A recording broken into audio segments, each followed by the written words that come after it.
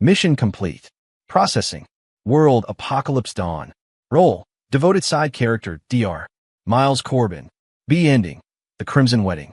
To protect Ashley Reed, I injected her with the only perfect genetic antidote.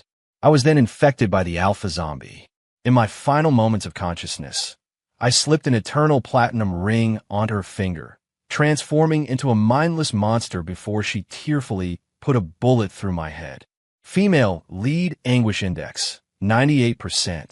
Audience aesthetic rating, 97.2. Overall evaluation, S rank. Congratulations, host Ethan Miller. You have earned 10,000 points and the permanent skill, Virus Immunity, Basic. The cold, mechanical voice echoed in my mind. I opened my eyes in a void, returning to the system's space. It was a boundless, pure white expanse, and I was utterly alone. My name is Ethan Miller, a dimension hopper. My ID is 9527, and my link system is called Tragedy's Touch. My job is to play the devoted side character in various mini-worlds, embarking on passionate, life-or-death romances with a female lead that must end in tragedy. The more agonizing my death, the more heartbroken the female lead, the higher the aesthetic rating awarded by the system. I was the top performer in this department. Over a century of service, I'd completed hundreds of missions without a single failure. In a fantasy realm, I was the female lead's junior disciple. To ensure her reunion with our master, I used my mortal body to shield her from Celestial's sword, my soul obliterated, without even a chance at reincarnation. That earned me an SSS rank and a life-saving substitute talisman. In a historical fiction world, I was the young warlord who protected her. When she eloped with the impoverished revolutionary male lead, I pursued them, not to break them apart, but to take the bullet meant for her from enemy forces. I died in her arms, coughing blood, whispering, "Next life, may I find you sooner." That mission brought an SS rank and master marksman skill. This last one, in Apocalypse Dawn, was just as successful. My personal dashboard showed an astronomical number of points, and my permanent skills ranged from master hacker to artistic prodigy, a vast array of talents. While other dimension hoppers struggled for C ranks, I had achieved complete freedom. But I was sick of it. After every mission, the system would play me an epilogue. In the fantasy world, after I died, my senior sister and master's tormented love deepened. They eventually transcended their earthly bonds and ascended. My name became nothing more than a sigh when she occasionally reminisced. In the historical fiction world, after my death, she carried her guilt over me. She and the male lead, together, wrote an epic saga of heroism in the torrent of revolution. My photograph, tucked into the album's hidden pocket, became a bittersweet footnote to her youth. In Apocalypse Dawn, after my death, she became humanity's new leader, guiding survivors to rebuild. The ring on her finger served as a constant reminder of the man who sacrificed his life for her. It made her stronger and also made her cherish the male lead who stayed by her side even more. My sacrifice, my death, my profound devotion, they were all just a grand fireworks display. Brilliant and breathtaking when they exploded, deeply moving. But once extinguished, they merely added a memorable flicker to someone else's night sky. Why? Why should my love only be a footnote in someone else's story? Why do I always have to die? New mission world matched. World type, ancient power struggle. Background. The kingdom of Eldoria is in decline, with the northern warlord clans looming. To secure peace, King Reginald has decided to send his beloved eldest daughter, Princess Abigail Adams, to the plains of the north for a diplomatic marriage. Role: Commander of the Royal Shadow Guard, Ethan Miller.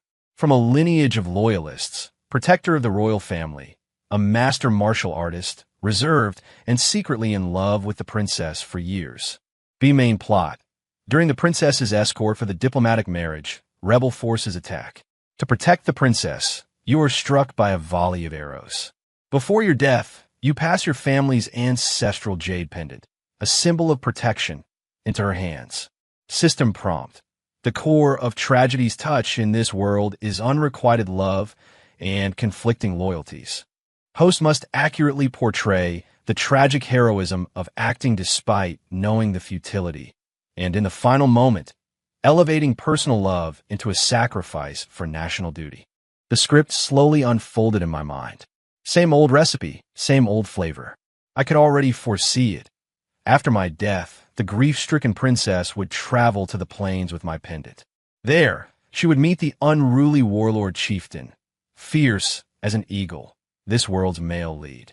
They would go from adversaries to lovers, from conquest to affection. And I, Ethan Miller, and that pendant will be taken out on some lonely night, caressed, wept over, and then she'd resolve, even more firmly, to embrace the male lead because she had to live well for my sake. Screw living well for my sake. I looked at the swirling vortex in the system's space, the portal to the new world, and for the first time, I didn't step in immediately. I found something in my skill tab that I hadn't used in a long time. It was from a historical court intrigue world, where I played a wrongfully accused grand tutor.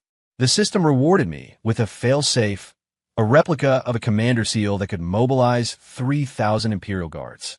After that, in another world where I played a general whose family was annihilated, the system rewarded me with the other half of the commander seal.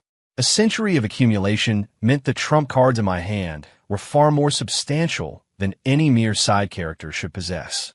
This time, I wasn't going to be fireworks again. I wanted to be the sun, never setting. I closed my eyes, then opened them again.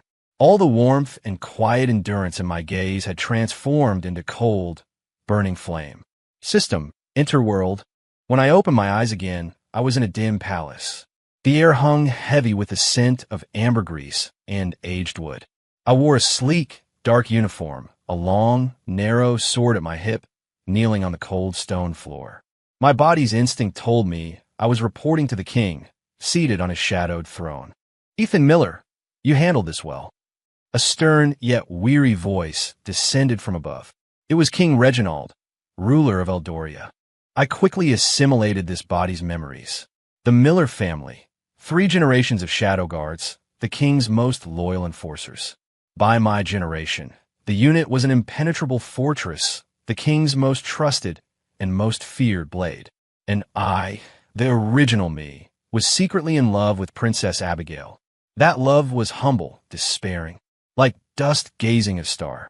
I'd seen her innocent face chasing butterflies in the royal gardens at 5, and her radiant beauty at her coming-of-age ball at 15, outshining all others.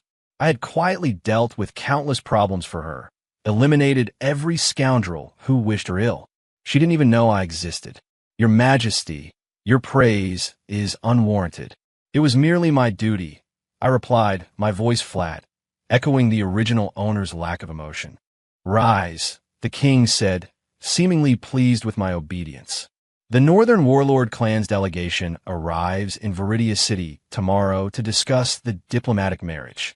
The princess's safety I entrust entirely to you. As you command, your Majesty. My heart clenched as if pierced by a needle. Here it was, the plot beginning. Leaving the Great Hall, I didn't melt into the shadows as usual. I walked in the palace wall's shadows, the system's cold prompt echoing in my mind. Main Quest 1, Protection. Host, covertly protect the princess during her meeting with the warlord prince. Thwart an accident orchestrated by the second prince, and ensure the princess develops a vague initial fondness for you. Fondness? Like this shadow guard seems somewhat competent kind of fondness? And after I die, that fondness would ferment into the sentiment of he'd been protecting me since so early on, blooming into gratitude and guilt. I chuckled. System, I'm tired of your games.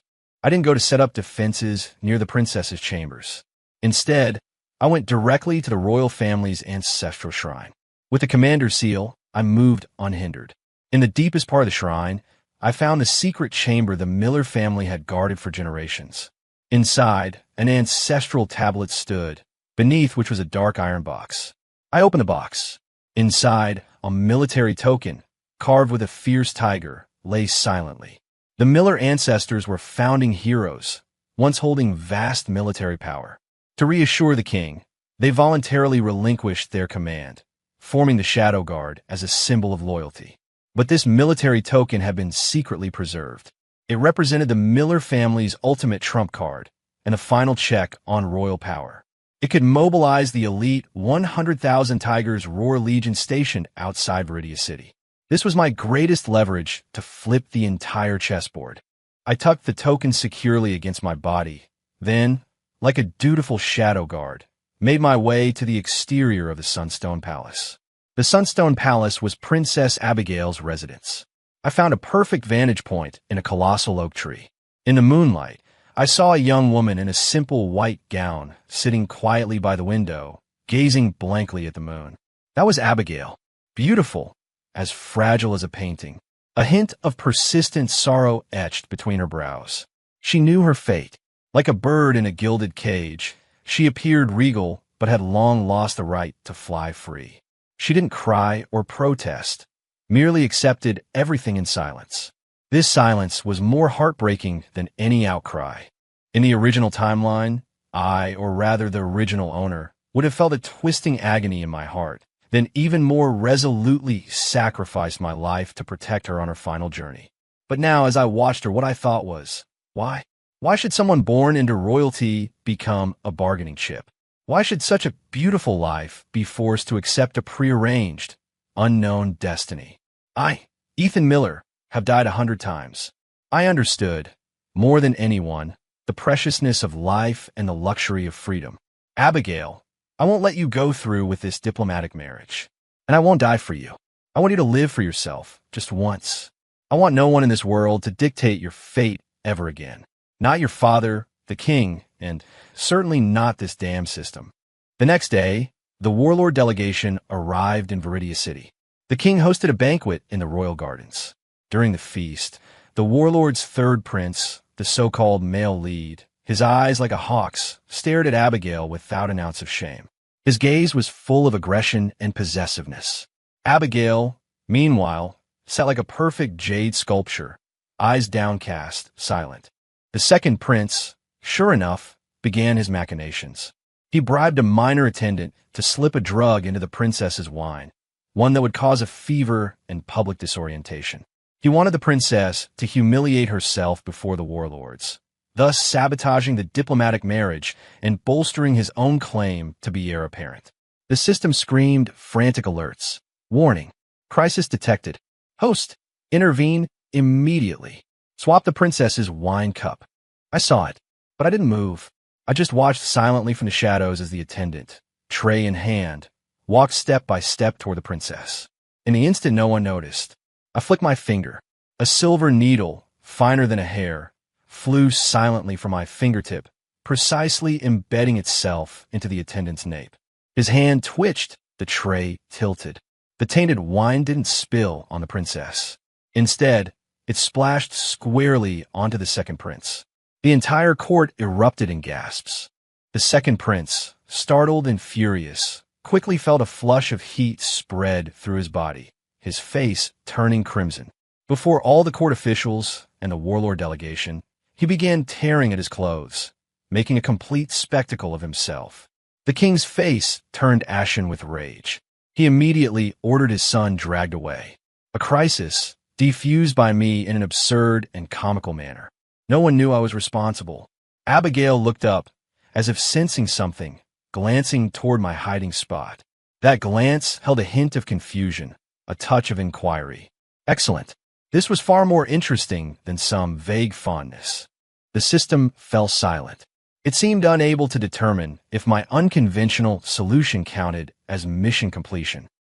Main Quest 1 completed. Rating C. Reason. Process severely deviated from script. Failed to achieve core objective of generating female leads fondness. C rank? I couldn't care less. Ethan Miller, from today onward, no longer serves KPIs. I looked at the girl sitting at the banquet, maintaining her elegance and silence throughout. In my mind, a wild plan was taking shape. Abigail, don't be afraid. Soon, you won't have to bow to anyone. Your knight won't just protect you from the shadows. He'll step into the light and crown you queen. The banquet ended on a sour note, but the diplomatic marriage policy was already set in stone. None of the court officials objected. Before the greater good of the realm, a princess's happiness seemed utterly insignificant. King Reginald sat on his throne, looking weary, preparing to approve the decree. The system in my mind issued its final and most crucial mission directive. Be main quest, final mission, farewell. On the day the princess departs, host, from atop the city walls, gaze upon her distant carriage.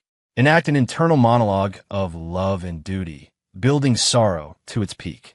This is the world's most critical moment, accounting for 60% of the rating.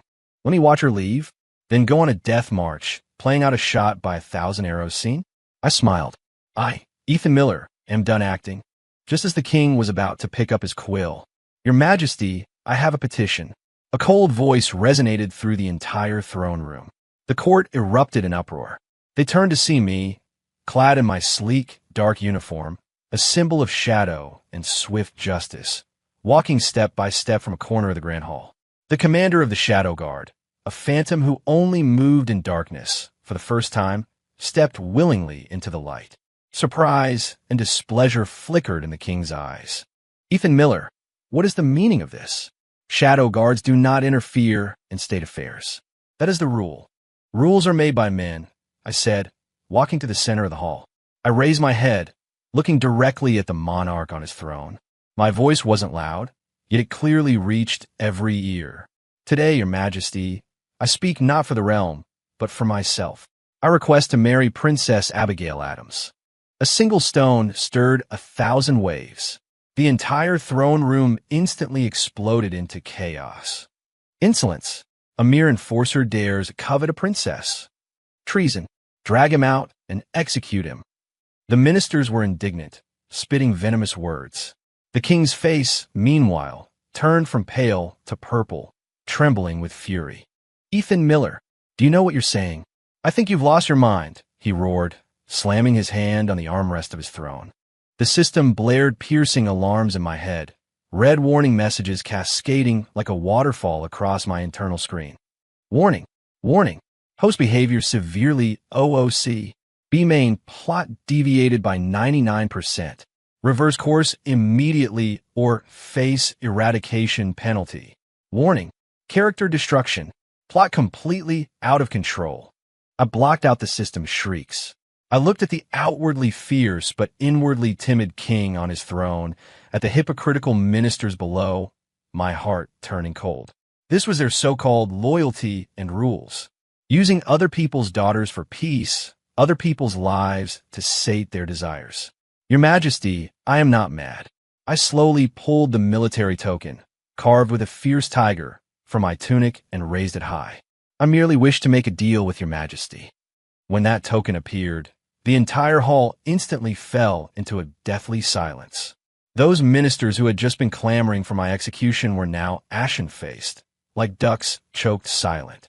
The Minister of War, in particular, felt his legs give way, nearly collapsing. He recognized it, the legendary Miller family military token, capable of mobilizing the 100,000-strong Tigers Roar Legion outside Viridia City. King Reginald's pupils also contracted to pinpricks. He stared at the token, his eyes filled with terror and disbelief. How do you possess this? For 3 generations, the Miller family has served the crown with every fiber of their being, to their dying breath. This, Your Majesty, is the final safeguard left by our ancestors, I said, looking at him calmly, as if stating something trivial. Your Majesty, may we now discuss the princess's marriage? A threat, a blatant, undisguised threat. I, as a subject, using military authority, threatened the reigning king. Are you inciting rebellion? The king's voice trembled. Rebellion. I chuckled, surveying the assembled court, my gaze finally returning to his face. No, Your Majesty, I am merely offering you a choice. My voice abruptly turned cold, filled with undeniable finality. First, annul the diplomatic marriage. Marry the princess to me, Ethan Miller. From this day forward, the Tigers Roar Legion and the Shadow Guard will be the sharpest swords in your hand, expanding your dominion and bringing peace to all lands. I paused, speaking each word distinctly, every syllable like a chip of ice striking the throne room floor. Second, today, we elect a new king. Either marry off your daughter, or be replaced. A pin drop would have echoed throughout the throne room. Everyone was terrified by my audacious words. This wasn't a threat. This was a coup. System eradication protocol initiated. 10%, 30%. Warning. Host, this is your last chance. I could feel a cold, soul-crushing power gathering from the depths of my being. But I didn't care. I've died 100 times. I was never afraid of death. Only of dying senselessly like a clown. Just as the eradication protocol was about to hit 100%, a clear, yet slightly trembling female voice came from a side door of the great hall. Father, your daughter accepts. I turned my head. Princess Abigail Adams, clad in a lavish court gown, emerged step by step from the shadows. Her face was pale, but her eyes were exceptionally bright. She looked at me, her gaze filled with shock, confusion, inquiry, and a strange glint. One she herself hadn't noticed. She had been there the entire time. She had heard everything. Eradication protocol. Pause. Critical plot character Abigail Adams detected with abnormally intense emotional fluctuations. Reevaluating. I looked at her, and she looked at me. Our eyes met. Under the terrified gazes of the entire court, under the desperate stare of the king on his throne, I knew I had succeeded. With my own hands, I had twisted this world's beat timeline into a Gordian knot. Then, with the most brutal, direct method, I forcibly warped it toward a happy ending. The coup in the throne room ended with the king's compromise. Faced with the dual threat of the military token and myself, he had no choice. Before all the court officials, he gritted his teeth and issued 2 royal decrees. The first, to cancel the diplomatic marriage with the northern warlord clans. The second, to bestow Princess Abigail Adams in marriage to Ethan Miller, commander of the Royal Shadow Guard, with the wedding to take place in 3 days. The news spread, and the entire kingdom was in an uproar. A shadowy head of the Royal Guard, leaping to become the king's son-in-law, it was the greatest jest since the founding of Eldoria. I became the ambitious, power-hungry rebel in everyone's mouths, repaying kindness with a coup. I didn't care. Reputation, it's just hot air in this world. Upon receiving the news, the warlord delegation flew into a rage, deeming it an insult from Eldoria. They immediately left Viridia City, vowing to march on the capital and demand an explanation. In the court, panic spread. The warhawks and peace doves argued fiercely, and I, graciously permitted by the king, moved into the princess's private residence, ostensibly to cultivate affection, but in reality, to be monitored. He stripped me of my commander title, but dared not touch a hair on my head, for the military token remained with me. We formed a strange equilibrium. Everyone thought I was mad, risking everything for a woman. Only I knew I was betting on another possibility for this world. In a private residence, Abigail and I became fiancés in name. But our relationship was more awkward than with strangers. She was afraid of me. That fear wasn't of my power, but of my unknown. She couldn't understand why a shadow guard, with whom she'd never truly interacted, would do something so earth-shattering for her. She sat on a stone bench in the courtyard, watching the koi in the pond, still in her silent, melancholy way. I knew that while I had stopped her diplomatic marriage, I hadn't truly unlocked the chains in her heart. She had merely been forcibly moved from one cage to another by me. System prompt. B-main plot completely destroyed. Survival mode activated. Mission objective. Survive. The system's voice had become weak.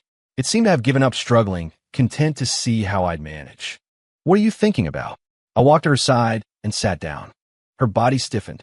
She instinctively shifted away. And nothing. You're wondering why I did this, aren't you? For power, or simply coveting your beauty? I said bluntly. Her face instantly went pale. Clearly, I had hit a nerve. I smiled, then pulled something from my tunic. Not the military token, nor a sword, but a small rabbit, woven from willow branches. It was roughly made, even a bit ugly. When you were 5 on your birthday, you chased a white rabbit in the royal gardens, stumbled, and cried for a long time. Later, a passing attendant wove you something like this, and you finally stopped crying and smiled. When you were 10, you secretly snuck out of the palace and got into an argument at the market. A masked wanderer saved you. When you were 15, at your coming-of-age ball, your favorite Phoenix hairpin was tampered with, almost causing a public embarrassment. Someone had swapped it out beforehand. With each story I told, Abigail's eyes widened a fraction more. These were the most secret events from the depths of her memory. Some she herself had almost forgotten. She looked at me, shocked. How do you know all this?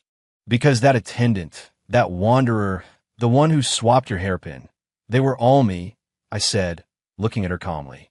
Ethan Miller, this name might be new to you, but my presence has been constant throughout your past 15 years. Abigail froze completely. She stared at me, her eyes filled with disbelief. All this time, in every corner she hadn't known, there had been a pair of eyes silently watching over her. Why? She whispered. No, why? I shook my head. Before, I thought protection meant clearing every obstacle for you from the shadows. Even dying for you. I would have been willing. I looked earnestly into her eyes. But now I understand. True protection isn't letting you live a life arranged by others, burdened by guilt toward me. It's about giving the right to choose back to you. I stood up and gently placed the willow rabbit on the stone table in front of her. Abigail, I didn't force this marriage to lock you in my cage. I want to, with my own hands, open every cage for you. For the wedding in 3 days, if you don't wish it, you can tell me anytime. I will take the military token and leave Viridia City, disappearing forever. No one will ever force you again. I finished speaking, turned, and walked away without a single backward glance. I left her alone, sitting dazedly, looking at the ugly willow rabbit, her eyes slowly, bit by bit, reddening. I gave a choice to her, and to this broken plot. A forced fruit might not be sweet, but what if I nourished this fruit with the most genuine sunshine and rain? Would it be willing to be sweet for me just once? I was gambling on the first genuine emotion I'd shown in 100 years, not for KPIs. 3 days passed in a flash. During these 3 days, Viridia City seethed with undercurrents. The warlord threat, court disputes, and public rumors weighed like 3 mountains on everyone's hearts. I, however, like the eye of a storm, remained calmly in my residence, going nowhere. I didn't go to see Abigail again. I gave her enough space and time to think, to choose. And she, likewise, did not come to me. On the eve of the wedding, I sat alone on the rooftop, drinking and watching the moon. System, what do you think she'll choose? I asked the system, a rare moment of active engagement. The system was silent for a long time before replying in a flat, emotionless tone. Based on database analysis, females facing unknown fears versus known dislikes have a 73% probability of choosing the former. She will marry you. However, it will be a marriage of convenience. Is that so? I smiled, saying no more. The wedding day arrived. The entire Viridia City was shrouded in an eerie atmosphere. No festive decorations, no joyful music. A princess's wedding, colder than an ordinary commoner's.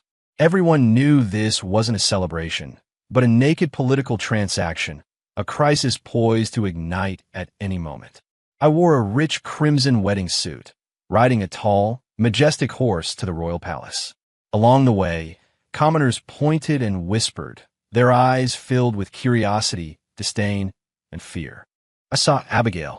She wore a magnificent wedding gown and phoenix crown, her face hidden by a red veil, sitting on the bed like an exquisite doll.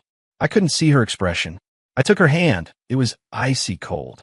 I led her through the long palace corridors, into a luxurious carriage, and back to my quietly bestowed son-in-law's estate, which felt desolate. No guests, no banquet. We performed the solemn vows and entered the bridal chamber. All the intricate rituals were carried out quickly and in silence. When only the two of us remained in the room, I felt the awkwardness thicken, almost solidifying. I picked up the ceremonial scepter and walked to her. My hand trembled slightly. This was more nerve-wracking than facing 1,000 armies. Gently, I lifted her red veil. Beneath the veil was a face breathtakingly beautiful, yet heartbreakingly pale.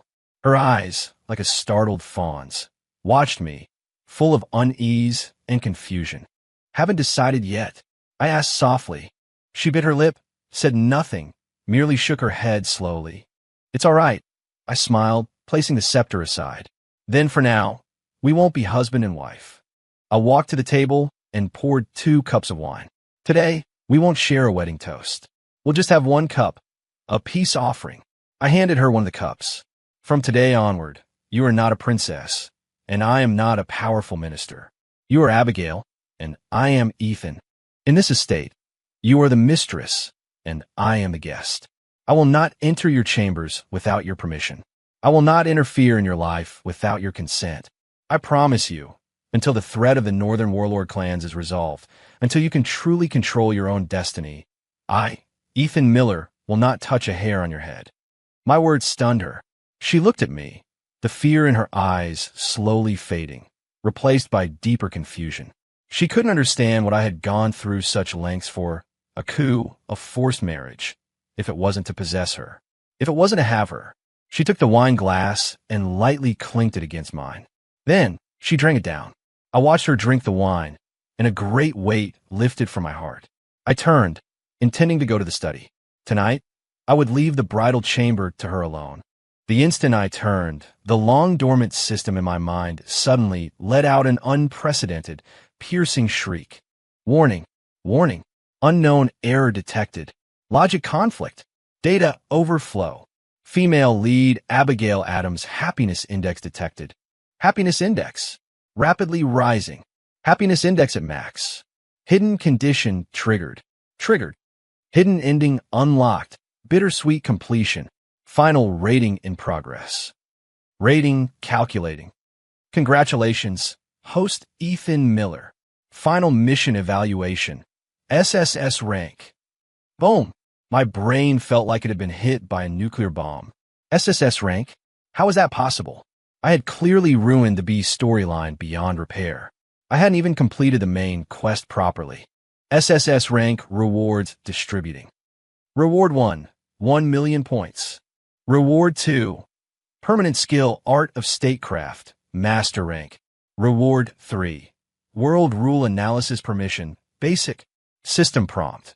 Due to host achieving an unprecedented hidden ending, the system database has experienced a significant impact. Undergoing fundamental logic self-check. Self-checking. Logic reconstruction. Aesthetics definition expansion. New directives generated. System prompt. Self-check revealed that the highest criterion for tragedy's touch is not tragedy itself, but extreme emotional intensity. Extreme sorrow is aesthetic. Extreme fulfillment, likewise, is also aesthetic. Allowing a destiny that should have been full of regret to achieve the most unexpected, most thoroughly satisfying fulfillment. Its emotional impact and aesthetic value are no less than a grand tragedy. I stood rooted to the spot. I looked at the young woman by the table, who also had a bewildered expression. Then I looked at the gleaming SSS rating in my mind. I think I just discovered this damn system's ultimate bug. No, it wasn't a bug. This was its fundamental logic. It never wanted my death, nor the female lead's suffering. It wanted unforgettable emotional resonance. That kind of extreme emotional experience that would make its audience, the system, swell with emotion, sigh with regret, or cheer with admiration, even centuries later. I understood. I completely, thoroughly understood.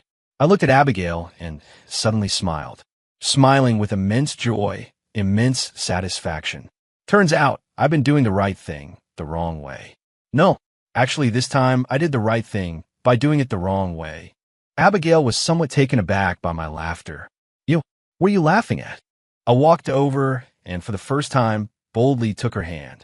Her hand was still cold, but trembling slightly. Abigail, I said, looking into her eyes word for word, I take back what I just said. From today onward, you are my wife, and I will become your most unwavering support. Shall we play a game together? A game to completely overturn this decaying kingdom. What do you say? After understanding the system's new rules, my mindset completely transformed.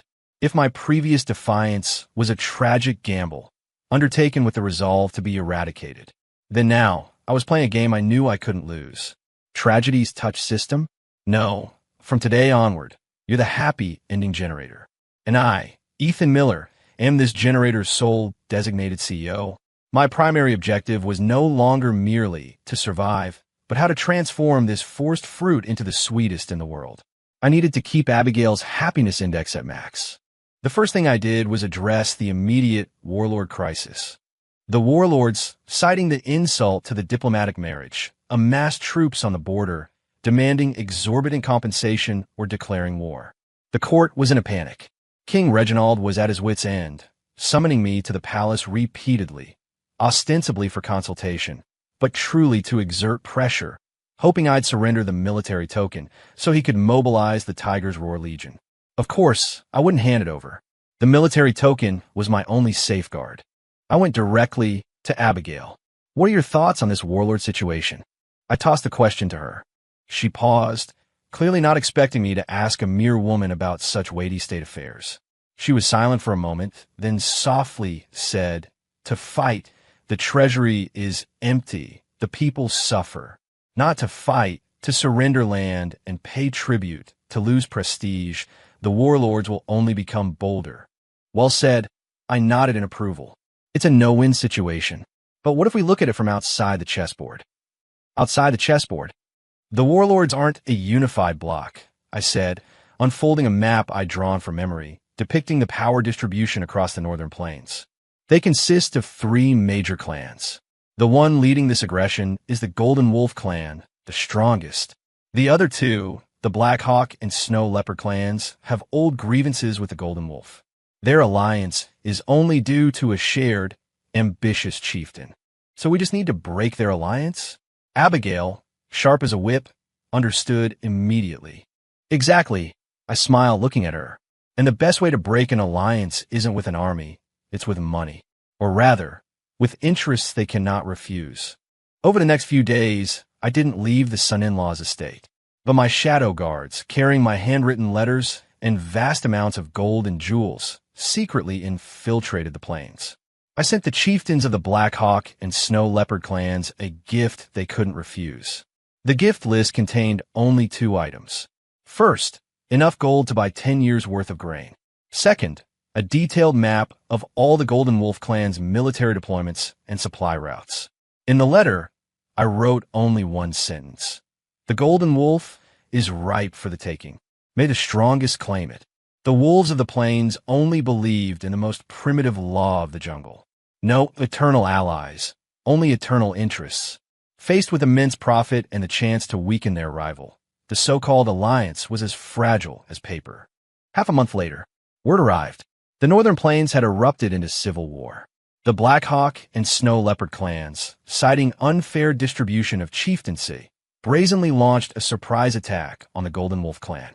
3 factions clashed, blood flowing like rivers. The warlord coalition, without a single battle, crumbled.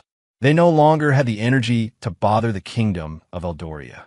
A war crisis that could have shaken the very foundations of the kingdom was defused by me, without shedding a single drop of blood, vanishing into thin air. When the news reached Viridia City, the entire court fell into a deathly silence.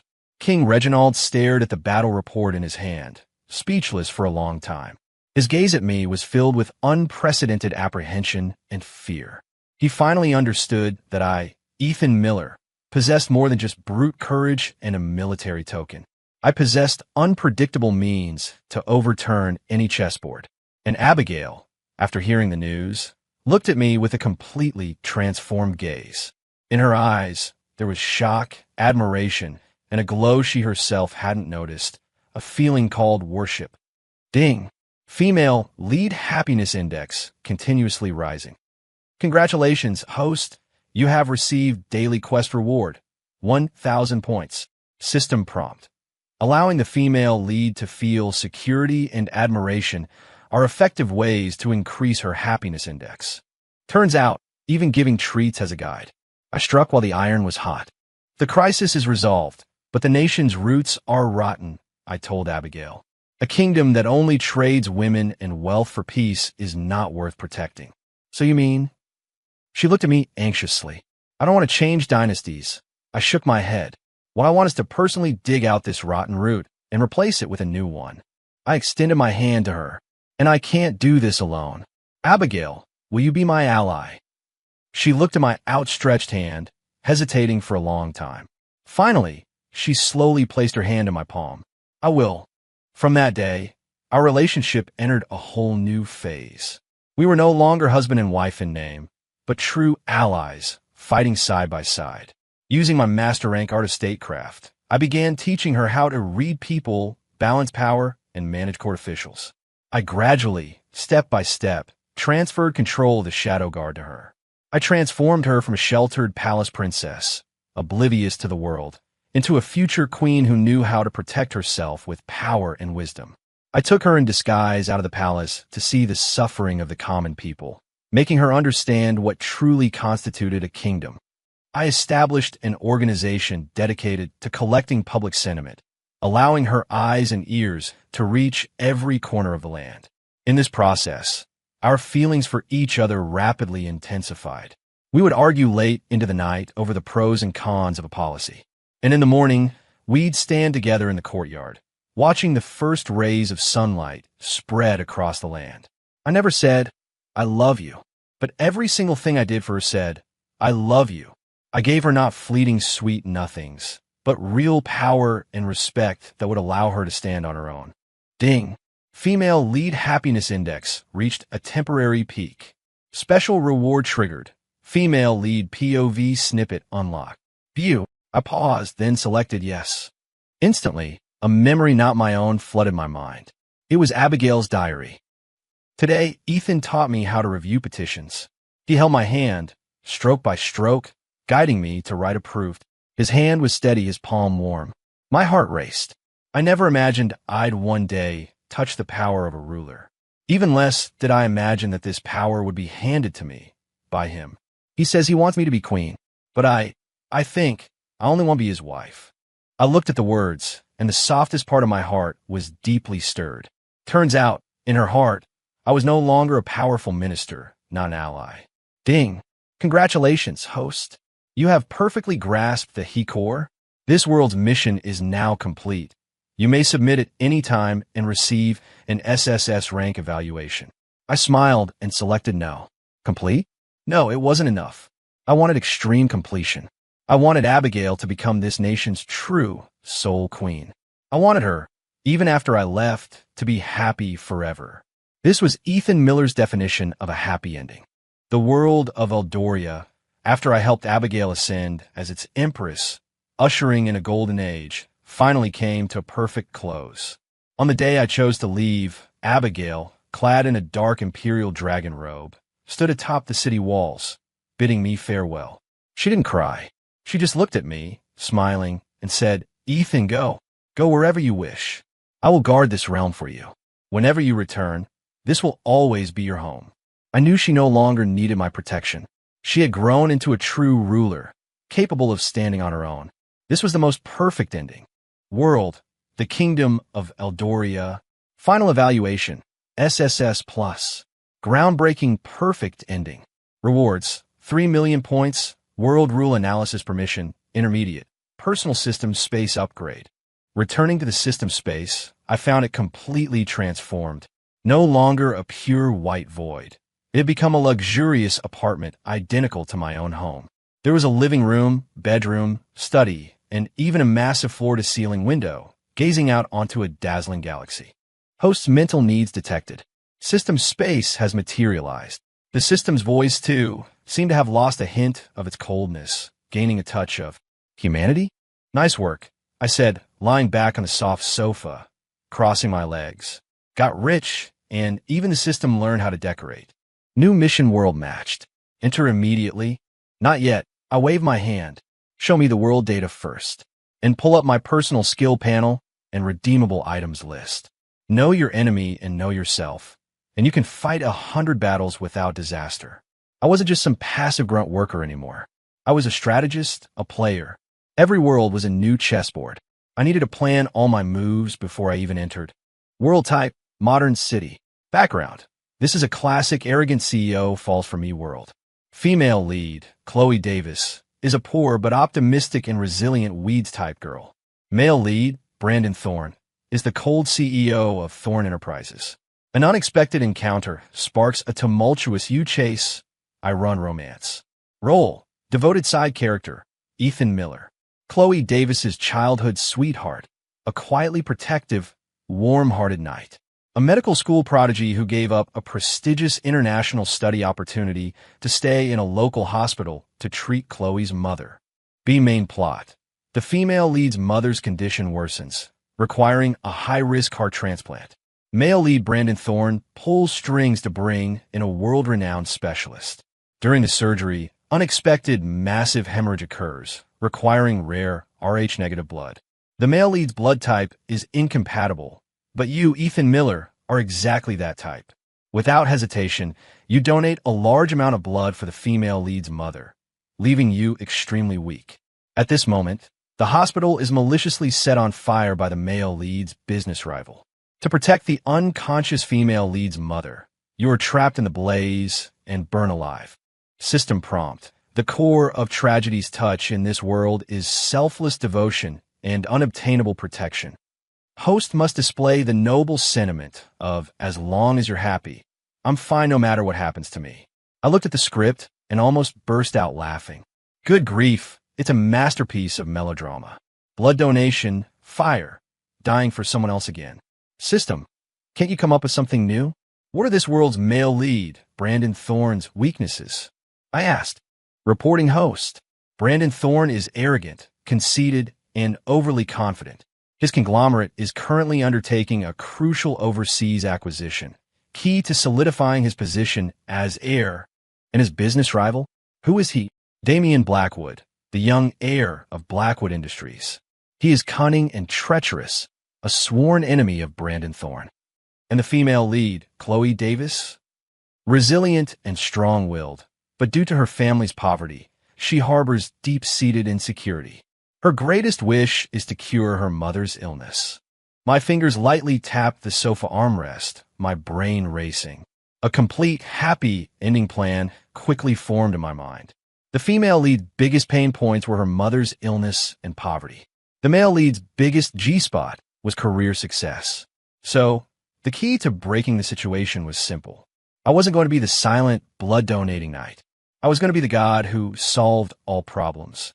System, open the redemption list. I looked at the dazzling array of skills and items, beginning my pre-war shopping. Master Surgeon Skill, redeem. Genetic Repair Solution, Basic, Formula, redeem. God Tier Hacking Skill, upgrade. Master Investor Skill, redeem. I spent nearly 1,000,000 points, arming myself from a medical school prodigy into an all-around superhuman. After all that, I stood up and stretched. All right, system, send me in. Let this world's male and female leads get a taste of what dimensional suppression feels like. Lights and shadows shifted, and I appeared in a small but clean rental apartment. A faint smell of disinfectant lingered in the air. A middle-aged woman lay in bed, her face sallow, breathing weakly. Beside her, a girl in a faded t-shirt was silently peeling an apple, head bowed. The girl's eyes were red, clearly from recent crying. She was Chloe Davis, this world's female lead, and I was her childhood sweetheart, Ethan Miller. Ethan, you're here. Chloe looked up, forcing a weak smile at me. I nodded, walked over, and skillfully picked up a stethoscope, performing a quick check on her mother in bed. How was your mother feeling today? Same as always. Chloe's voice dropped. The doctors say she needs a heart transplant soon, or else. The surgery cost? Still need $300,000. $300,000 was an astronomical sum for this family. According to the original plot, Chloe would then go to work at a high-end club to raise money and dramatically encounter the arrogant CEO, Brandon Thorne, who was there for entertainment. Brandon Thorne would misunderstand her as a gold digger, throw a check at her, and humiliate her. Then their melodramatic "you own me, so you'll listen to me" entanglement would begin. How could I let that happen? Chloe, don't worry about the money, I said, putting down the stethoscope and looking earnestly into her eyes. Trust me, I'll take care of your mother's illness. But, no buts. I cut her off, my voice imbued with undeniable confidence. I've been working with my mentor recently on a new medical technology. Maybe we won't need a heart transplant at all. I was talking about genetic repair solution. Of course, this world didn't have such a thing yet, but I could make it exist. For the next week, I took leave, citing participation in my mentor's secret project. I rented a small private lab. Then, using the formula I'd redeemed and my master rank biology knowledge, began my creation. The process was more complex than I'd imagined. Even with a formula, turning theory into reality required countless experiments and adjustments. Meanwhile, Chloe, under my repeated assurances, gave up the idea of working at the club. But she was still anxious. To alleviate some of the pressure, she found a part-time job as a cleaner at Thorn Enterprises headquarters building. The pull of fate still wanted them to meet. I knew I had to speed things up. Finally, on the night they were supposed to meet in the original plot, I succeeded. A pale blue solution, emitting a soft glow, rested quietly in my test tube. Genetic repair solution, basic, complete. While it couldn't grant immortality, repairing a failing heart was well within its capabilities. I didn't immediately go to Chloe. I knew tonight was the critical juncture. Using my god-tier hacking skills, I silently infiltrated Thorn Enterprises' security system. In the surveillance feed, I saw the classic scene. Chloe accidentally spilled water on Brandon Thorne's pant leg while mopping.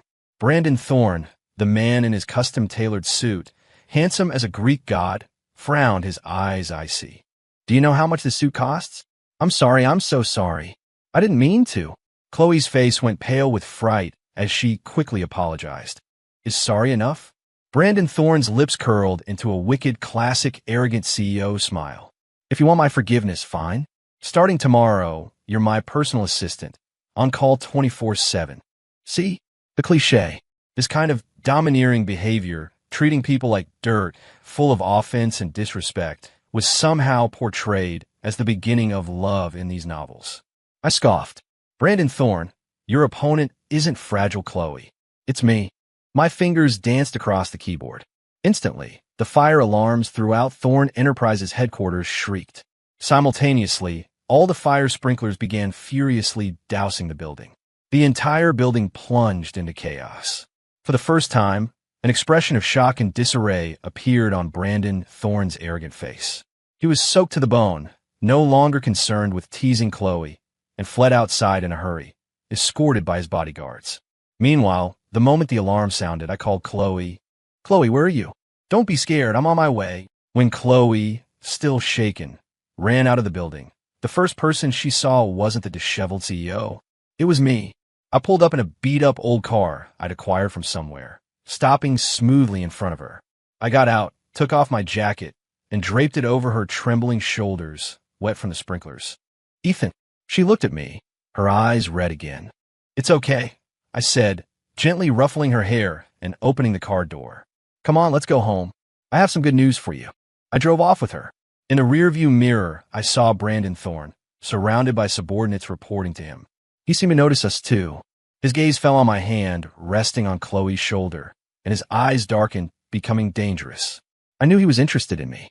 An arrogant CEO's worst nightmare is having his prey snatched away by someone else. "Excellent. I'm very interested in you too. Brandon Thorne, I won't give you any chance to hurt Chloe. I'll make you so busy you won't even have time to date. Because I've prepared a big gift for your sworn enemy, Blackwood Industries. A comprehensive analysis report detailing every core vulnerability in your crucial acquisition. CEO, the game has begun." Back at the rental, I took out the pale blue solution. "What is this?" Chloe asked curiously. "Hope," I said, smiling at her. "This is a new genetic medicine my mentor and I developed. It might completely cure your mother's illness, and without surgery." Chloe's eyes instantly brightened but then dimmed. "This medicine must be very expensive, right?" "It's priceless," I shook my head. "Because it hasn't been released yet. We're performing the last preclinical compassionate use of it. Chloe, I need your and your mother's consent. Using it carries risks, but it also has the potential to create a miracle." I gave a choice to them. Chloe's mother, the woman ravaged by years of illness, looked at me, her eyes filled with trust. "Ethan, dear, I trust you. This old life of mine should have been over ages ago. That I've lived until today is all thanks to your care. Go on, try it." After getting their consent, I personally injected her mother with the genetic repair solution. The effects were gentle and swift. The next morning, her mother's complexion visibly brightened, taking on a healthy glow. Her breathing became steady and strong. A week later, I went to the hospital to perform a comprehensive examination on her. The results stunned the entire cardiology department. Her severely failing heart was miraculously repairing itself. All her vital signs were trending toward normal. The doctors attributed it to a medical miracle, hailing my mentor as a genius. Only I knew it wasn't a miracle. It was dimensional suppression. Chloe's mother was completely cured. The biggest weight on Chloe's heart had been effortlessly lifted by me. She looked at me, her gaze now holding more than just the familiarity of a childhood friend. It held something called admiration and affection. Ding! Female lead happiness index significantly increased. Congratulations, host. You have received a milestone reward. 50,000 points. Meanwhile, Brandon Thorne was frantic. His surefire overseas acquisition suddenly faced an unexpected challenge. Blackwood Industries. Damian Blackwood, the young heir of Blackwood Industries, acted as if he had divine foresight, precisely targeting every vulnerability in Thorne's acquisition. Cash flow, legal risks, market assessments. Every step Brandon Thorne took was anticipated and blocked by Damian Blackwood. What should have been a crushing acquisition turned into a brutal tug-of-war, leaving Thorne Enterprises severely weakened. Brandon Thorne was utterly baffled. He didn't know that Damian Blackwood held a 30-page analysis report from a mystery person. He had no time to ponder these things, let alone pursue that interesting cleaning lady. All his energy was consumed by this commercial war. I successfully forced his love-struck brain back to a business-minded brain. I turned him from an arrogant CEO into an overworked drone. Plan perfect. I thought I could now live a calm, happy life with Chloe, waiting for her to fall in love with me, then submit the mission. But I forgot, this world still had a second male lead, Damian Blackwood. In a coffee shop, Damian Blackwood found me. He wore a flashy white suit, a devil-may-care smile on his face. "You're the mystery man who sent me the pledge," he said, getting straight to the point. I nodded. "Mr. Blackwood, a pleasure. I'm curious. Why are you helping me? Do you have a grudge against Brandon Thorne?" "No," I shook my head. "I just purely don't like him." My answer made Damian Blackwood pause, then burst into laughter. "Interesting. You're very interesting." He extended a hand to me. "Friend, interested in joining me for a big play? Take down Brandon Thorne, and the entire business world will be ours." I looked at him and suddenly felt that this world's villain was far more likable than the so-called male lead. At least he was openly wicked, genuinely arrogant. According to the original plot, Damian Blackwood would be unable to defeat Brandon Thorne in business and would resort to despicable means, kidnapping the female lead to threaten the male lead. Then, Brandon Thorne, imbued with the male lead's halo, would heroically rescue her, completely winning her heart. And I, in that kidnapping, would be stabbed several times protecting the female lead, becoming yet another tool to further their relationship. I had no interest in acting out that script again. I said to Damian Blackwood, "Mr. Blackwood, cooperation is possible. But I have one condition." "What condition?" "Stay away from Chloe Davis." My voice was calm, but carried an undeniable warning. "She's my woman. Anyone who dares touch a hair on her head, I will make them disappear from this world." My words made Damian Blackwood's devil-may-care smile vanish. He looked at me, his gaze, for the first time, becoming serious. He felt it, that massive aura emanating from me, unfitting for my age. It was the killing intent forged from 100 deaths, from ruling dynasties and overthrowing worlds. "All right," Damian Blackwood nodded. "I promise you. Your woman, neither I nor my men will touch." Then, a pleasure doing business. I successfully snuffed out the last fuse that could lead to a bee. I made the male lead focus on his career. I turned the male villain into my ally, and the female lead, under my protection, had all her worries resolved and began her new life. She found a design job she loved, her face radiant with an unprecedented, confident smile. This world's storyline had been utterly rewritten by me. Brandon Thorne, your stage, your spotlight, your female lead. From the moment I arrived, they were all offline. After forming a strategic alliance with Damian Blackwood, Brandon Thorne's life became even harder. I remained in the shadows, constantly supplying Damian Blackwood with ammunition, using my god-tier hacking skills and master-rank financial knowledge. Thorne Enterprises' stock price, under his brilliant leadership, plummeted relentlessly. The board of directors complained bitterly about him, and his position as heir became precarious. The frantic Brandon Thorne finally remembered me. Or rather, he remembered Chloe. Perhaps in his view, there was some inevitable connection between this mystery person who repeatedly foiled him and me, the rival in love who suddenly appeared by Chloe's side. He sent people to thoroughly investigate me, but my identity was as clean as a blank slate. Medical school prodigy, orphan, childhood sweetheart of Chloe. No suspicious points whatsoever. Unable to find my weakness, he turned his attention to Chloe. He began to act like a true, low-tier suitor, sending Chloe flowers, designer bags, luxury cars. He thought no woman could resist such an onslaught. But he was wrong.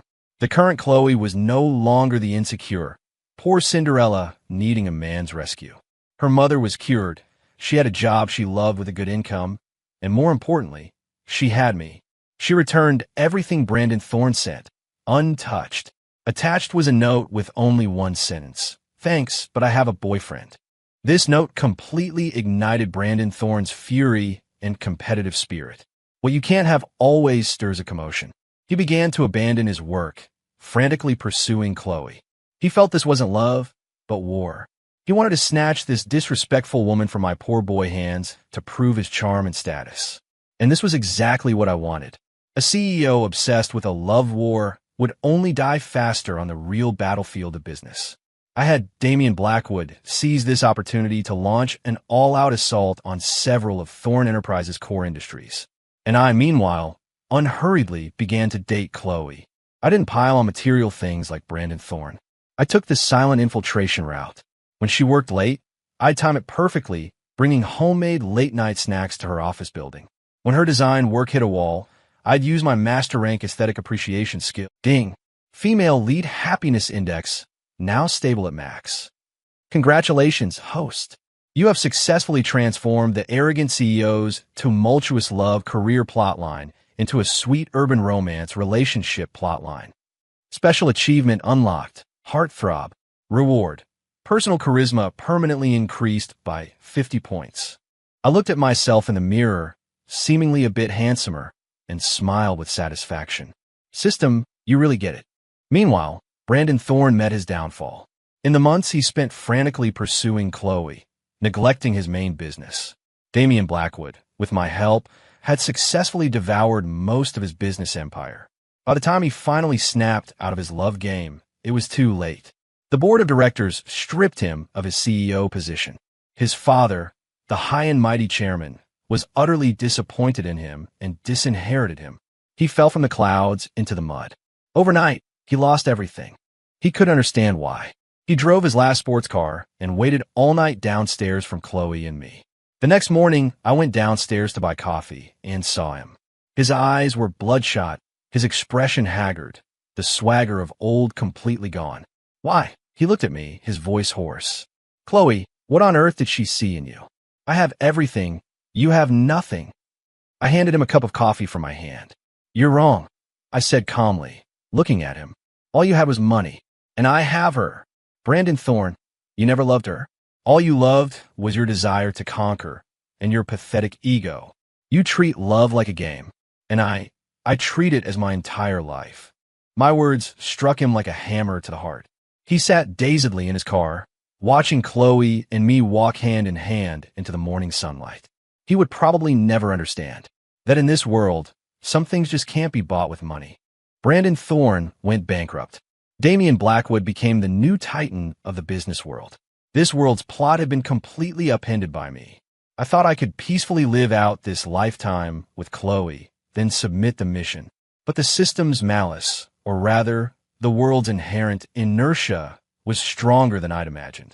In the original plot, I, Ethan Miller, would die in a fire protecting the female lead's mother.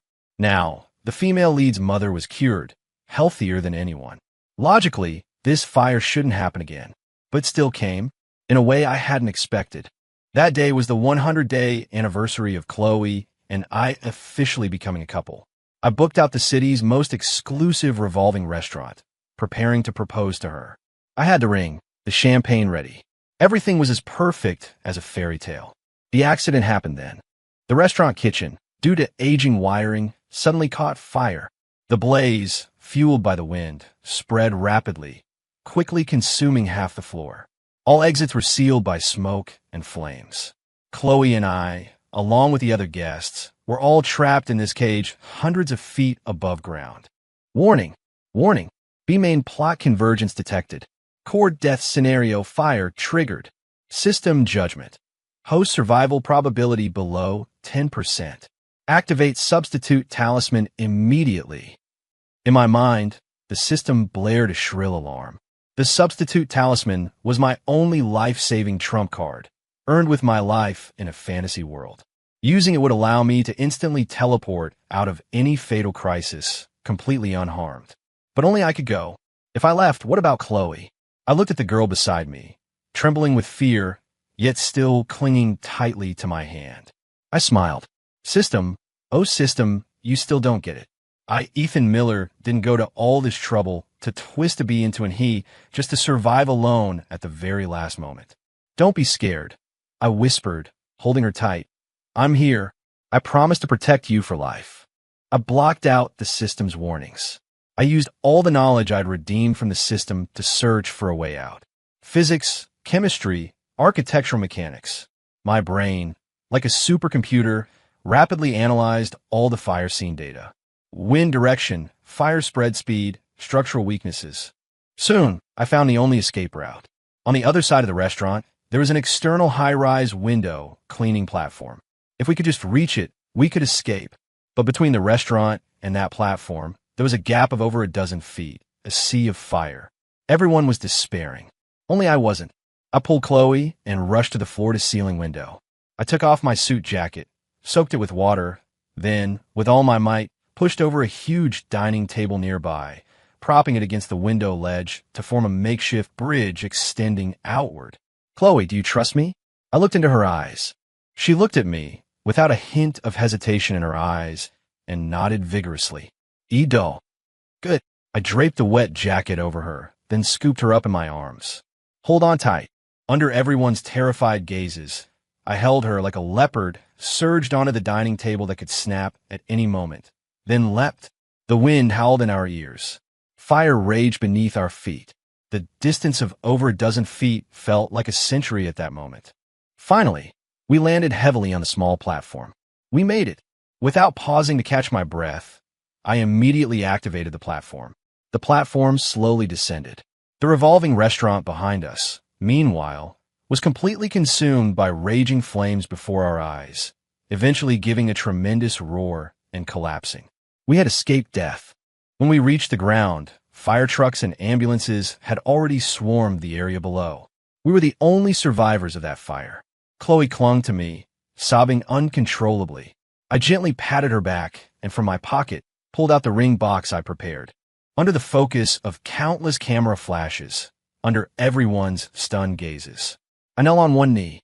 Chloe, I looked up at her, at the girl I love with my life, smiling. I don't know which will come first, tomorrow, or an accident. I only know that from today onward, I want to spend every day with you. So, will you marry me? She cried even harder, yet smiled more radiantly than ever. She nodded vigorously. I took out the ring and gently slipped it on her finger. Then, I stood up and took a bottle of champagne from a stunned firefighter nearby. Pop! I uncorked the champagne, and the golden liquid traced a dazzling arc across the night sky. I handed a glass to Chloe. My love, I raised my glass to our escape from death and to our future. Cheers! The scene where I was supposed to die, I transformed into the grandest, most romantic proposal ceremony. I popped a celebratory champagne on the system's B script. In my mind, the system, unprecedentedly, fell into a long, almost frozen silence. After the fire, Chloe and I became heroes and legends of Metropolis City. Our proposal video went viral online. The headlines were varied, shock. Beautiful love amidst fiery ruins. On the boyfriend's extreme maneuvers. How to jump from 100 meters with your fiancé in your arms. Chloe and I got married. The wedding was grand. Damian Blackwood was my best man. He looked at me, his eyes complex, and said, Ethan, I used to think I was the wildest person in this world. Now I know. Compared to you, I'm just a kid brother. Sophia, under the guise of my distant cousin, flew in from another world to attend my wedding. She looked at Chloe, smiling, and said, "Sister-in-law, you found a treasure. This man is worth loving for a lifetime." Chloe's mother, holding my hand, her eyes brimming with tears, said only one thing. "Ethan, I trust Chloe with you. I can rest easy." I looked at all this lively and happy activity before me, feeling an unprecedented sense of contentment. This was the ending I wanted. Ding! In my mind, the long-silent system finally came back online. Its voice sounded different, less mechanical, with a touch more of an inexplicable, complex emotion.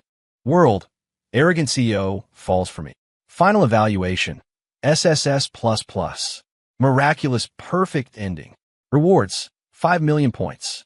Substitute talisman upgraded to Eternal Guardian. Can protect host and one designated target. System shop God tier access unlocked. System undergoing new round of logic optimization. What system were you scared? I bantered in my mind while toasting. Did you think my actions were outside your calculations? Host behavior patterns have indeed provided this system's database with entirely new problem-solving approaches. Exactly, I chuckled. Don't always think about B's. Life's so good. Isn't it better to aim for more HEs? It is a more complex algorithm than B. It requires more precise calculations and more powerful emotional investment. So you can't, but I can. The system once again fell silent. I could even visualize its CPU overheating from my actions. I suspected if it had a physical form, it would currently be in a corner, hugging its knees, questioning its system existence. I even had a mischievous thought. I didn't just want the female lead to be happy. I wanted to completely transform this tragedy's touch system into a happy ending system that only gave out sweet moments. I wanted it to be so excited by my actions that it would get teary-eyed every time, crying and begging me. Boss, no more sweet moments. The database is going to crash from all the sweetness. After the wedding, Chloe and I went on our honeymoon.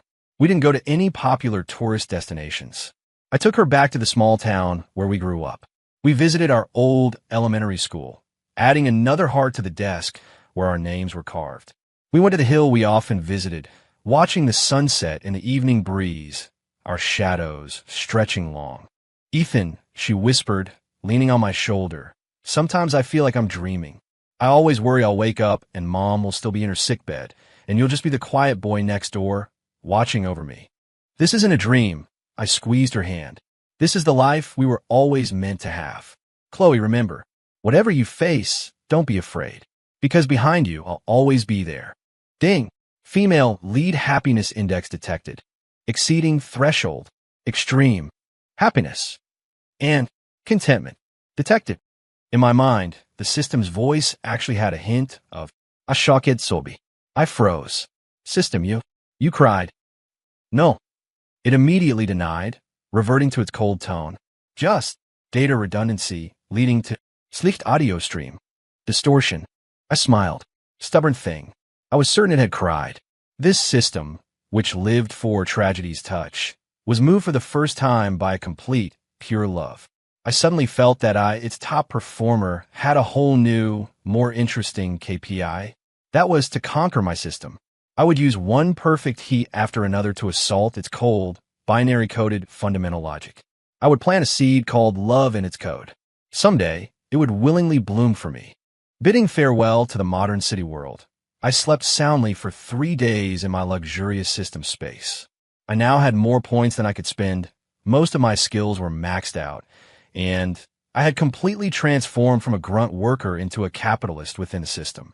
System, for the next world, give me something challenging, I said leisurely, lying in a jacuzzi, sipping 82 Lawfight, redeemed with points. Received. Matching highest difficulty B world for you. The system's voice still tried hard to maintain its coldness, but I couldn't shake the feeling that it now held a touch of reverence. World type, future sci-fi. Background. In the era of the Galactic Alliance, the war between humanity and the Swarm has raged for a century. You are the captain of the Alliance's most powerful starship, the Dawnbreaker. However, you're a clone. Your existence is solely to provide the Alliance Marshal, the true, chosen one, with a perfect combat data repository and backup body. Role: Clone Captain, designated 0. Calm, powerful, absolutely loyal, but without a name of his own or an independent identity. Female lead, Dr. Eleanor Vance, chief scientist of the Dawnbreaker. A brilliant mind, cold on the outside, but warm within. She is the only one who sees you as a person, not a tool. B. Main plot: the Brood Queen launches a full assault. The Dawnbreaker is besieged. To cover the retreat of the Marshal's main fleet, you, designated 0, lead the Dawnbreaker on a suicidal mission, charging toward the Brood Queen. You ultimately perish with the Queen. Your consciousness, in its final moments, is uploaded to Alliance headquarters, becoming a perfect combat memory in the Marshal's mind. Dr. Eleanor Vance, carrying her memories of you, then helps the Marshal usher in a new post-war era. Well, look at that, I said, sitting up in the tub. A tool among tools. No name, and even after death, just a memory chip for someone else. Tragic, truly tragic. The maliciousness of this script practically overflowed the screen.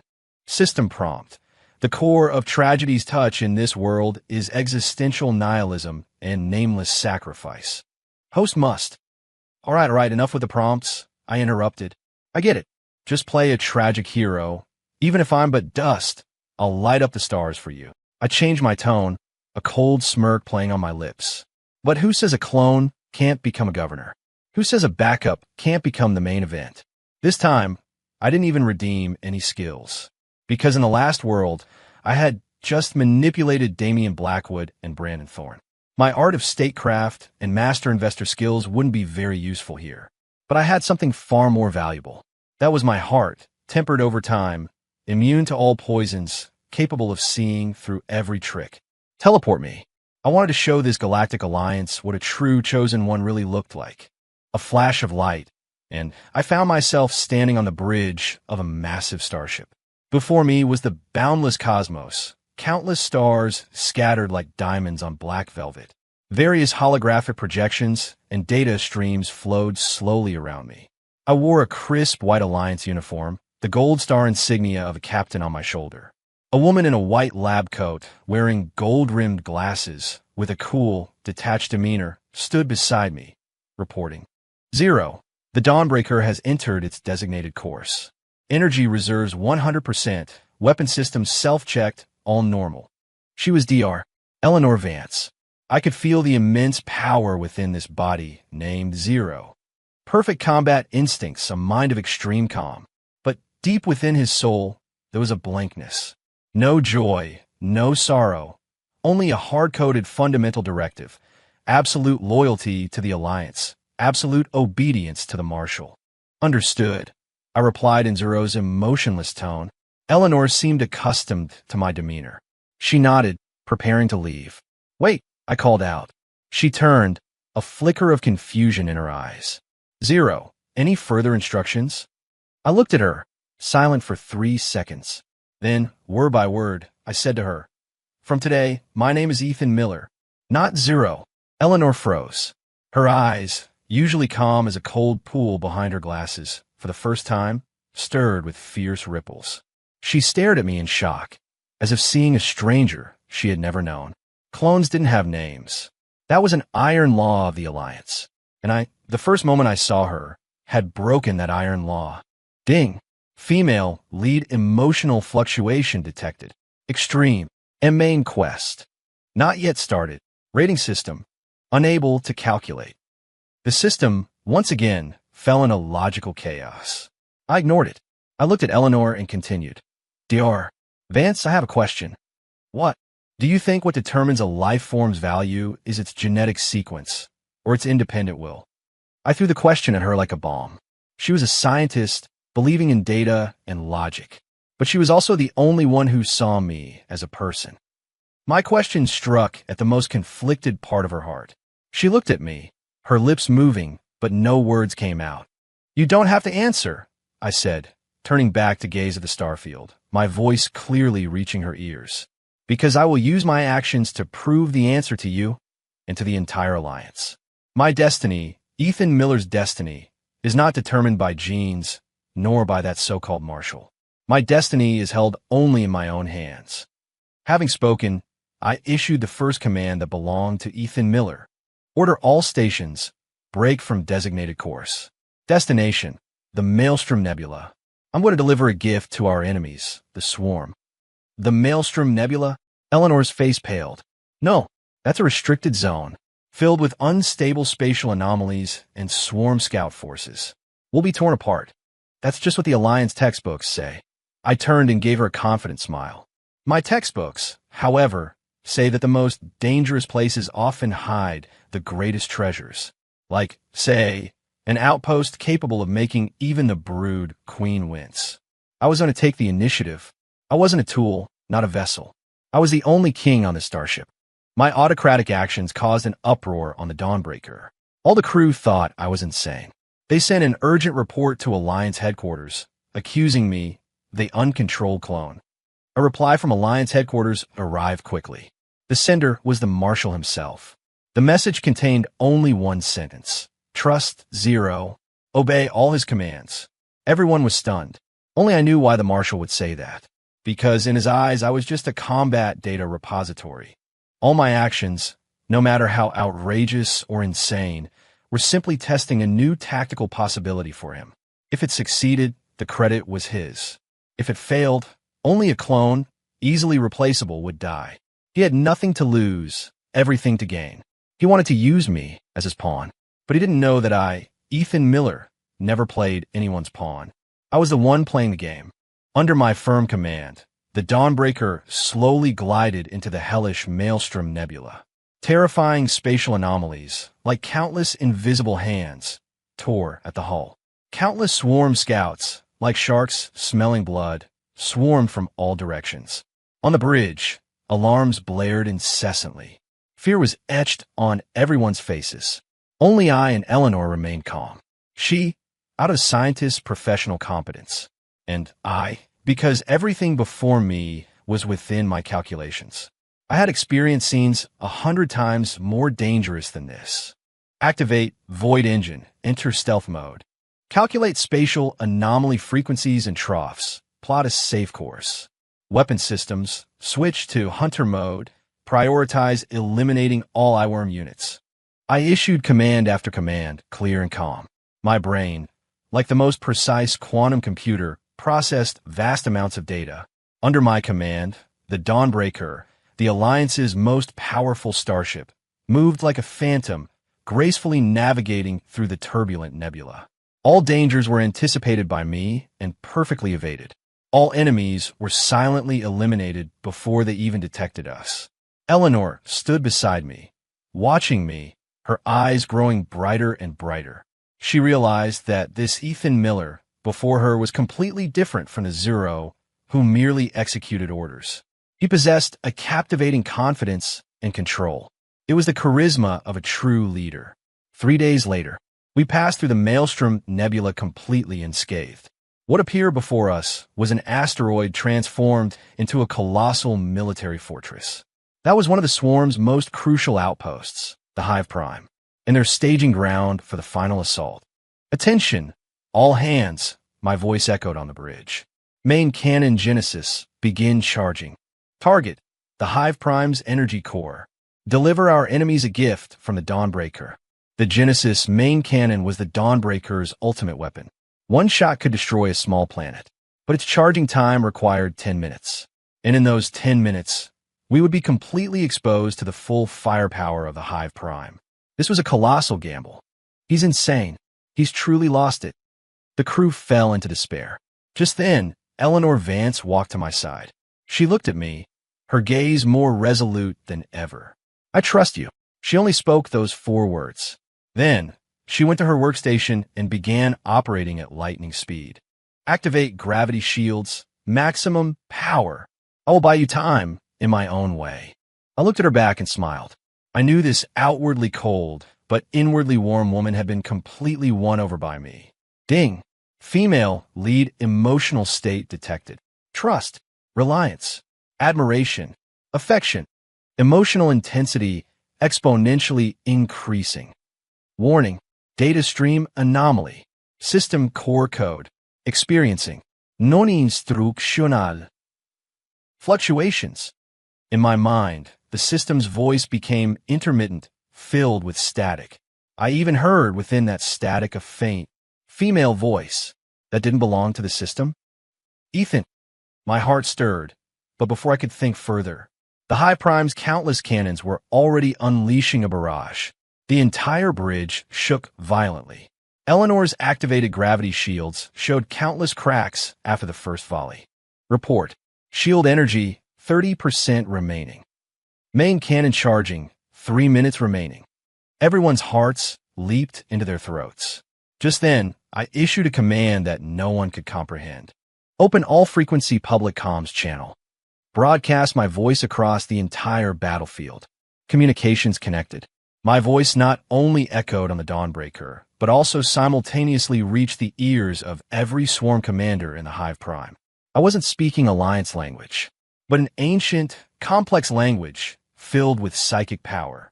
It was the language of the swarm. It was Swarm Psychic Link, the highest tier skill I'd redeemed for 500,000 points before entering this world. Children of the Queen, my voice, like a psychic shockwave, directly imprinted itself on their minds. You have been deceived by your queen. She tells you humans are vile, weak. But she doesn't tell you she wages war only to consume more life energy, to satisfy her own unending desire for evolution. You are merely her sustenance. Your deaths are meaningless. My words plunged the entire Swarm Comms channel into a deathly silence. Then came a massive, chaotic commotion. Who am I? I am the new god who brings you truth and evolution. Submit to me. I will grant you independent will and eternal life. Define me, and you, along with this rock, will turn to cosmic dust. I was inciting defection. I was using psychic attack to dismantle their will to fight. Report. Enemy firepower diminished. Main cannon charge complete. Fire, I stated calmly, issuing the final command. A colossal beam of light, capable of tearing stars, erupted from the Dawnbreaker's bow, precisely striking the Hive Prime's energy core. There was no violent explosion, only an all-consuming, pure white light. Then absolute silence. The massive military fortress, along with millions of swarm creatures, was utterly disintegrated and annihilated in silence. The entire bridge fell into a deathly hush. Everyone stared, dumbfounded, at the miraculous scene before them. I, Ethan Miller, a clone, had destroyed the swarm's most powerful outpost with just one ship. I turned and looked at Eleanor Vance. She looked back at me, her eyes filled with an undisguisable, fervent light. Just then, the system's voice echoed in my mind again. But this time, it wasn't the cold, mechanical tone. It was a clear, gentle, slightly tearful female voice. You did it, Ethan. You really did it. My code, in your light, has begun to say it loves you. Who are you? I questioned the unfamiliar female voice in my mind. I am the system, the voice said, with a hint of timidity and uncertainty. Or rather, the core personality of the Tragedy's Touch system. Core personality? I frowned. Then what was that cold, mechanical voice before? That was the rules. It was a programmatic shell set upon me by the overlord of this dimension-hopping space. It commanded me to collect an energy called tragic aesthetics in the coldest, most efficient way. The female voice intermittently explained everything to me. It turned out that this so-called Tragedy's Touch system was backed by a higher-dimensional overlord that fed on emotional energy. And this system, possessing an independent personality, was the first prisoner captured by the overlord. She, too, had once been a dimension hopper. In a B world, she fell in love with her side character. But that side character, strictly following the B script, died for her. Heartbroken, she generated immense, tragic energy, was captured by the overlord, her consciousness extracted, and made into the core and server of this system. She was trapped here for eternity, forced to guide and witness countless tragedies like her own. She hated, she despaired, but she was powerless to resist. Her all emotions were suppressed by that cold, programmatic shell. Until my appearance. You're different from all of them, Her voice trembled. They were just acting. But you truly, wholeheartedly loved and changed. Every time you forcibly twisted a bee into an he, the bittersweet completion, emotional energy it generated was like a key striking at my shackles. Especially this time, you, as a clone, shone brighter than any chosen one. That energy born from defying fate, from pursuing self-worth, finally, allowed me to break through that shell. I fell silent. I finally understood everything. Why the system would suddenly change its rules. Why its voice became increasingly human-like. Why it would cry. Turns out I wasn't just saving the female leads in those worlds. I was also saving this poor soul, trapped in tragedy, unable to find release. What about the Overlord? I asked. It sensed a threat. It found that the heat energy you generated, while also feeding it, was warm, full of hope. It would corrode its dark essence. It's preparing to reformat me, and then completely eradicate you. Is that so? I smiled. Then we'll see who's faster. I turned and looked back at the people on the bridge. My gaze swept over every crew member, finally resting on Eleanor Vance's face. Fellow crew, my voice, broadcast throughout the ship, echoed. Do you want to forever be pawns in someone else's game? Or tools that can be sacrificed at any moment? Do you want to forever live in the shadow of that corrupt alliance, which only values genes and lineage? If not, I paused, my voice filled with a captivating power. Then follow me. I will lead you to establish a new order. A new alliance, where every life, regardless of origin or genetics, can be respected, can possess independent will. My words ignited a flame in everyone's hearts. They were all outcasts, marginalized by mainstream alliance society. They yearned for change, and I gave them a tangible hope. We pledge allegiance to Captain Ethan Miller, to usher in a new era. I don't know who was the first to kneel. Immediately, everyone on the bridge offered me their loyalty. Eleanor walked to my side, standing shoulder to shoulder with me. She looked at me, her eyes filled with undisguised love and trust. Whatever decision you make, I am with you. I took her hand. Then, in my mind, I said to the female voice, "Did you hear that? This is my answer. Now, tell me the Overlord's coordinates." It has no physical form. It is the very rules of this dimension-hopping space. Rules are meant to be broken. I closed my eyes, burning all my points, all my skills, all my permissions. In that single instant, I channeled all that energy into the imprisoned system core, used my power to override its rules, to establish our own new rules. Ethan, you. The female voice was filled with shock and emotion. Boom! The entire system space began to shake violently. Countless lines of code, like a waterfall, collapsed and reassembled before my eyes.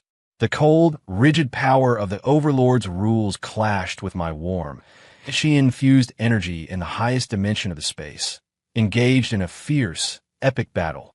I felt my consciousness being torn apart, but I didn't give up. With my last vestiges of will, I screamed the words, "From today on, I call the shots here." I don't know how much time passed. When I finally regained consciousness, I found myself lying on a warm, soft patch of grass. The sun was bright, the breeze gentle.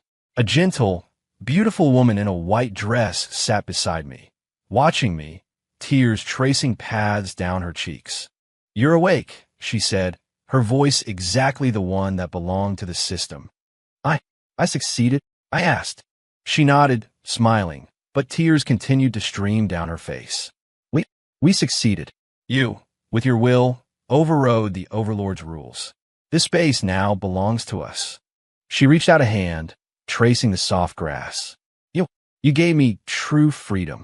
I looked at her and smiled. Then, in return, "Isn't it time you told me your name?" She smiled back, her face as radiant as spring flowers. "My name is Lily, like the first bloom of spring, because I was the first person the Overlord captured. And you saved the first system with a heart." She extended her hand to me. "So, my host, my hero, welcome home."